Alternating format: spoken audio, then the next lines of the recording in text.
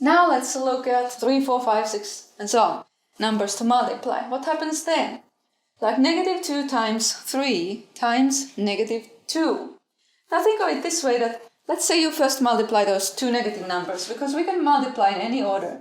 So let's multiply those two. Negative 2 times negative 2 will give me a positive answer. So that makes things easy always. I get 4. And then 4 times 3, so I get 12.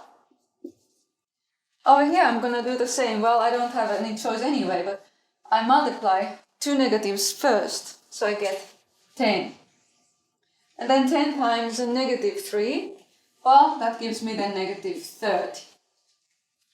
Over here in this one, I'll multiply these two first and these two first, because they will give me a positive number. This will be 50. And this will be 2. So then I have here 50 times 4 times 2, which is 8 times 50. 400. My answer is all positive. And we have a little rule again, or shortcut, if you will, that if you have an even number of negative factors, these numbers are called factors because they're getting multiplied, then the answer, the product, the answer will be positive. And vice versa. If you have an odd number of negative numbers to multiply, then your answer will be negative. Let's use this rule when we go through some of these powers. In other words, we have an exponent there to worry about. But remember, an exponent only means that you multiply repeatedly this number. So this is the same as negative 1 times, okay, I'll write it out. Negative 1 times negative 1 times negative 1 times negative 1 times negative 1. What do we get out of all this? You see, these two when multiplied make positive 1. These two when multiplied make positive 1. So we are left with negative 1.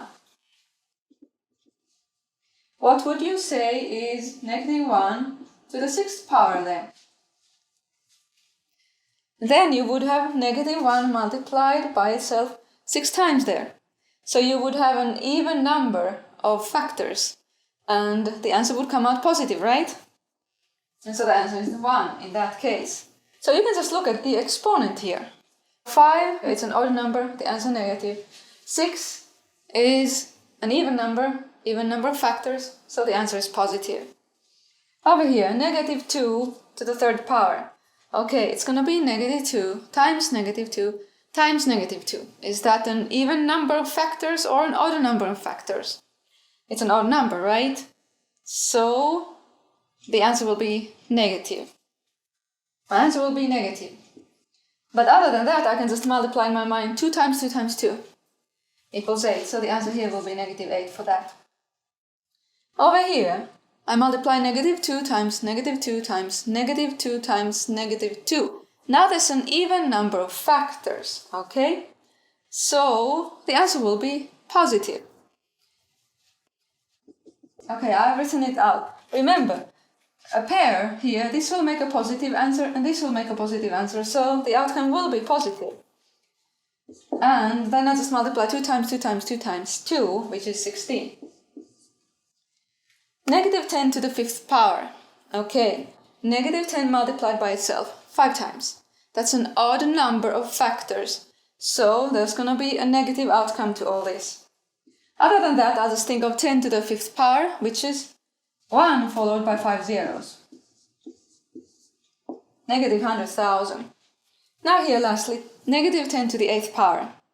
Okay, there's going to be 8 factors there. And so you could pair them and get all positive answers, and it's going to be a positive answer. The product is positive, and I just go 10 to the 8th power, or 1 followed by 8 zeros there. So we get 100 million as a result. Here we're going to use the coordinate grid, okay? Draw a triangle with vertices at these 3 points. So let's do that first. Negative 1, negative 2 is my first point. I go to negative 1 here on the x-axis. Negative 1, then negative 2 over here. That's negative 1, negative 2. Then 1, negative 1. I go to 1, and then negative 1, and then 0 here and 1. Those are the 3 points defining the triangle, and I'm gonna draw it. Here's the triangle now drawn. Then we're gonna multiply all the coordinates by 3 and plot the new points and get another triangle, of course. Let's see how that will look like. You wanna guess how it will look like? Okay, this here, I will multiply both numbers by 3. So I will get the new point, -3, -6. This one, I multiply both coordinates here by 3. And I will get 3 and -3. Then lastly this one, 0 and 3. Let's plot those now. -3, -6. 1, 2, 3 negatives, 6 down. 3 and -3. 3. Then 0, 3. Okay, there are the points, and I'm going to draw the triangle.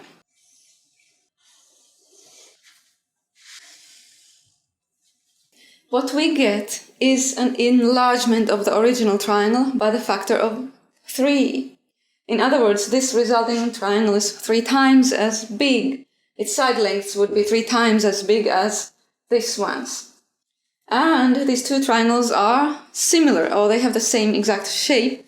The one is just 3 times as big. And this actually gives us a neat way to enlarge or shrink geometric figures. And that is exactly what your computer drawing program does when you shrink or enlarge pictures. It will calculate based on coordinate system. It will calculate the coordinates again and again, multiplying or dividing by some factor. Okay, we're all done, and I hope this was helpful.